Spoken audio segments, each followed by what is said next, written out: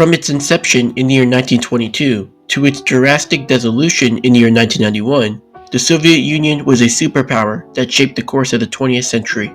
It was a nation built on the ideas of communism, a vast empire that spanned 11 time zones, and a formidable force in the global arena. But what led to the collapse of this once mighty state?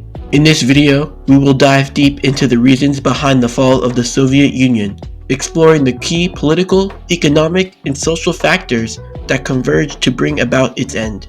We will examine the leadership of key figures like Mikhail Gorbachev, whose ambitious reforms aimed to revitalize the crumbling system, but ultimately accelerated its demise. As we journey through the history of the USSR, we'll uncover the economic challenges that plagued its command economy, the rising tide of nationalism among its diverse republics, and the social movements that ignited the desire for change.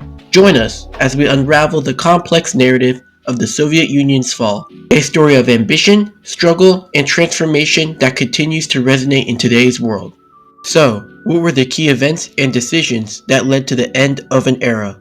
Let's start by exploring the historical context that set the stage for the monumental shift.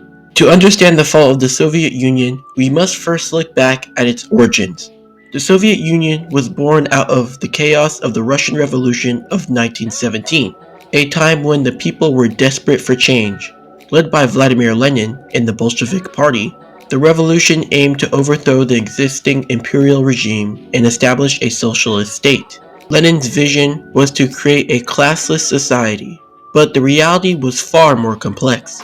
After the brutal Civil War, the Soviet Union was officially established in 1922, uniting multiple republics under a single communist government. However, it was Joseph Stalin's rise to power in the late 1920s that would define the Soviet Union for decades to come.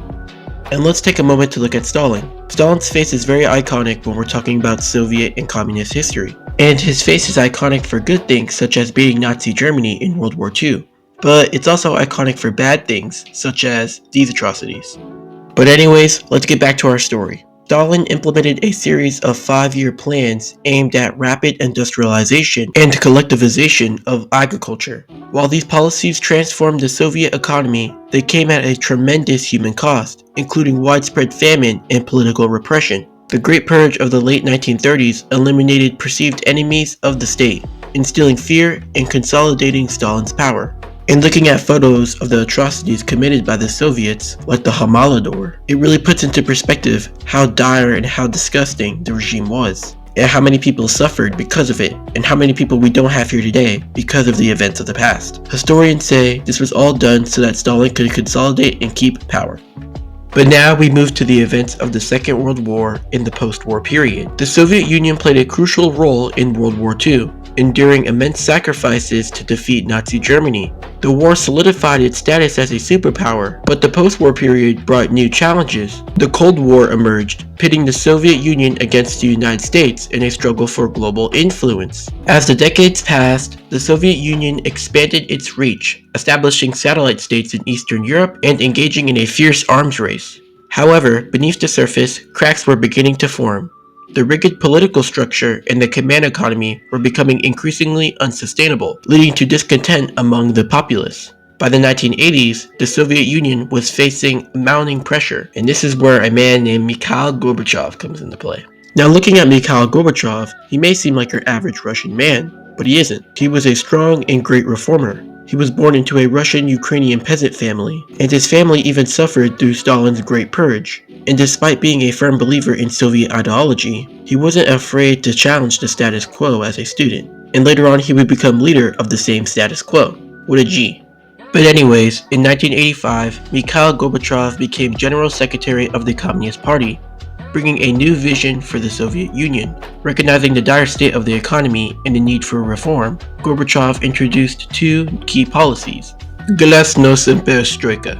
Glasnost, meaning openness, aimed to increase transparency within the government and encourage public discussion. For the first time, citizens were allowed to openly express their grievances and criticize the government without fear of reprisal. This newfound freedom sparked a wave of activism and dissent across the country. Simultaneously, Perestroika, or restructuring, sought to revitalize the stagnant economy by introducing elements of market economics. Gorbachev aimed to decentralize economic control, allowing for some private enterprise and foreign investment. However, these reforms were met with resistance from hardliners within the Communist Party, who feared losing their grip on power. As the economy struggled to adapt to these changes, shortages became commonplace, and living standards declined. The public's frustration grew, leading to widespread protests and the calls for greater autonomy among various Soviet republics. In the late 1980s, nationalist movements began to gain momentum,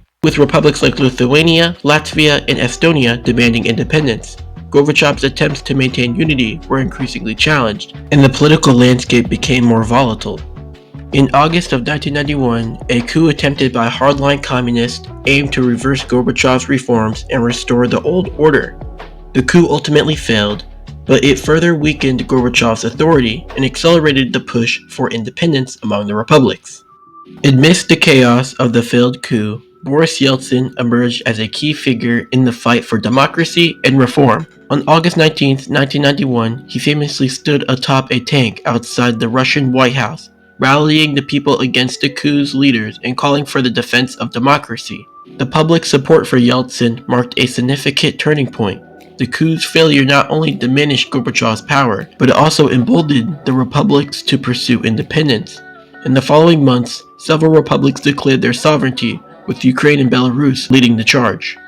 On December 8, 1991, leaders from Russia, Ukraine, and Belarus met in Belovezha Forest and signed the Belovezha Accord, declaring that the Soviet Union had effectively ceased to exist. This agreement laid the groundwork for the establishment of the Commonwealth of Independent States. Just days later, on December 25, 1991, Gorbachev resigned as the president of the Soviet Union, and the red flag of the USSR was lowered for the last time. The world watched as the Soviet Union, a superpower that had dominated global politics for nearly 7 decades, officially dissolved. The collapse of the Soviet Union brought about significant changes not only for the former Soviet republics, but for the entire world. The transition to independence was fraught with challenges, including economic turmoil, political instability, and ethnic conflicts.